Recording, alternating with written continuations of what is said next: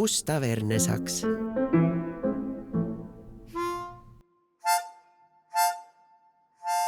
Voldemar Panso on öelnud, et Gustav Ernesaks olla on tegelikult üsna lihtne.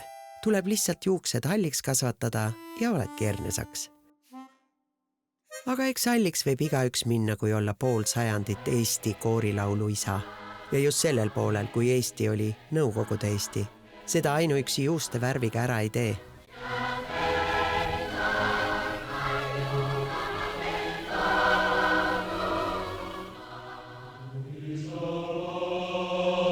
Ühe käega Eesti NSV hümni kirjutades kirjutas Gustavi teine peiduskäsi salahümni Eesti rahva toeks ja lohutuseks.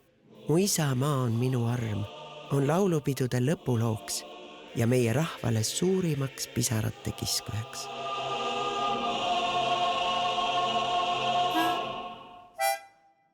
Oma meeskoorile ütles Ernesaks, hakkame mehed minema. Ja nad käisid läbi terve maailma, või siis selle osa, kuhu minna sai.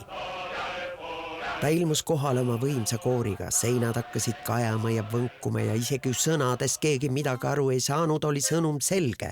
Meie oleme eestlased, ajame oma asja ja meiega ei tasu jamada. Meil on kodus veel selliseid suuri mehi ja naisi. Ja ükskord me laulame end vabaks niikuinii.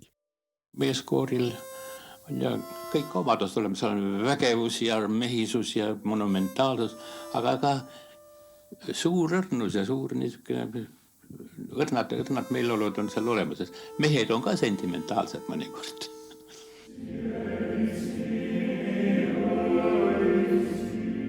Aga muidugi ei lennanud Ernesaks peale vaid massiga või hõbedase lokisarmiga.